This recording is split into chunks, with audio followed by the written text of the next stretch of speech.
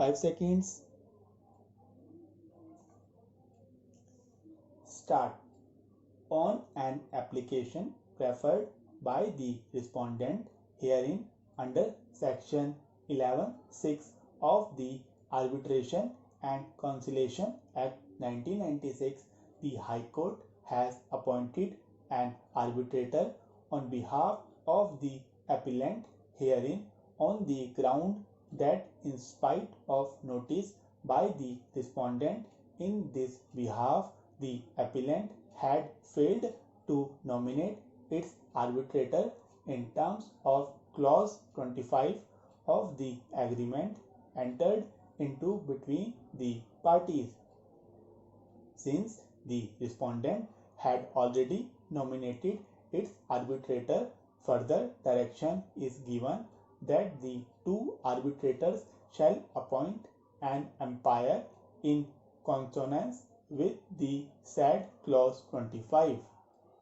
This order is impunged by the appellant primarily on the ground that clause 25 was modified by 3 supplementary agreements whereby the entire edifice of the said arbitration clause stood adhered, and on a joint reading of original clause 25 with modification effected by the supplementary agreements, there was no question of arbitration between the appellant and the respondent at this stage.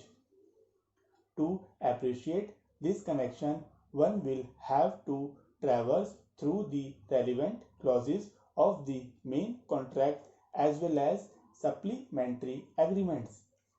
Thus, we would like to state along with the events as they occurred in chronology. In fact, as we proceed to unfurl the events with our comments thereon, there and then, we shall be getting answer as well to the issue involved.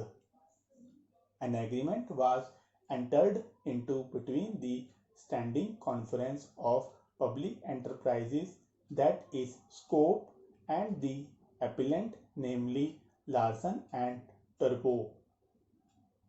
This agreement was for construction of Twin Tower office complex at Lakshmi Nagar District Centre, Delhi, which was awarded by the SCOPE to the appellant. Original contract value for this work was stipulated at rupees 27 crores. Works comprise of the civil works and also subsidiary works that could be ordered from time to time by SCOPE architect. This agreement also permitted the appellant to subcontract. Accordingly, the appellant entered into an agreement with the respondent.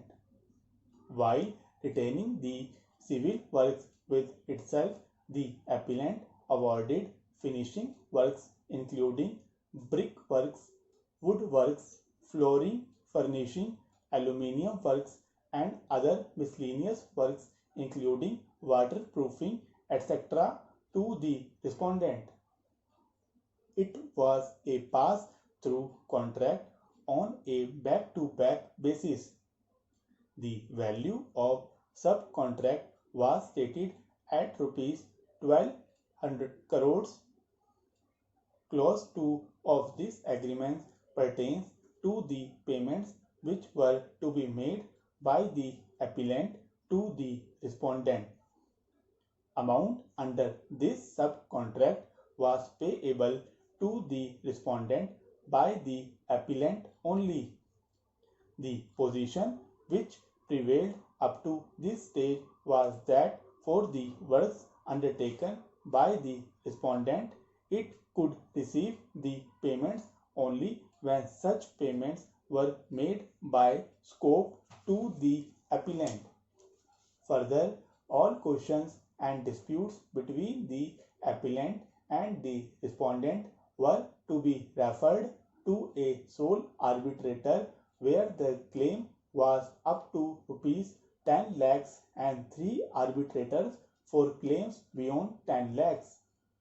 The arbitrator was not supposed to deal with accepted matters so stated in the certificates.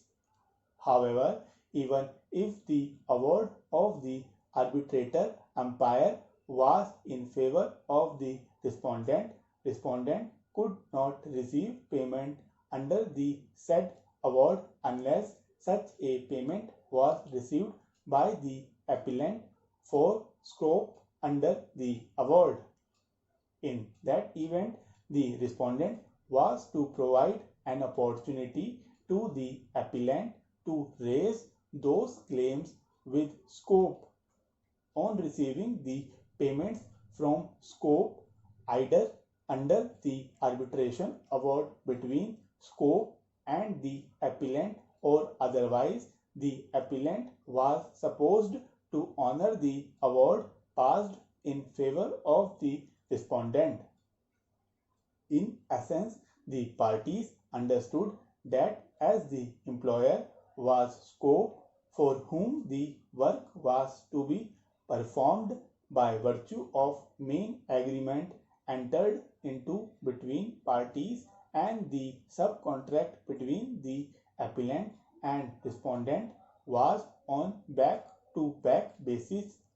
Any work done by the respondent was for the benefit of scope and ultimately liability for honoring the claims of the respondents was that of scope, and the appellant was not supposed to make any payment from its coffers. The parties even acted on the basis of aforesaid understanding initially.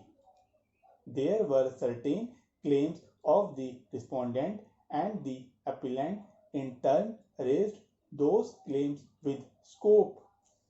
A settlement was reached between the appellant and scope with respect to those claims, whereby the appellant was given a sum of rupees 2 crores by scope.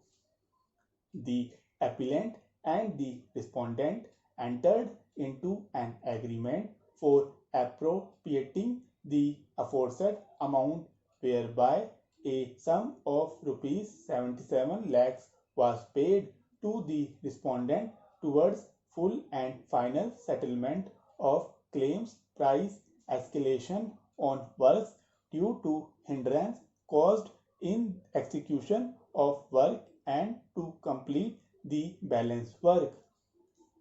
At the same time, another important understanding was also reached between the parties.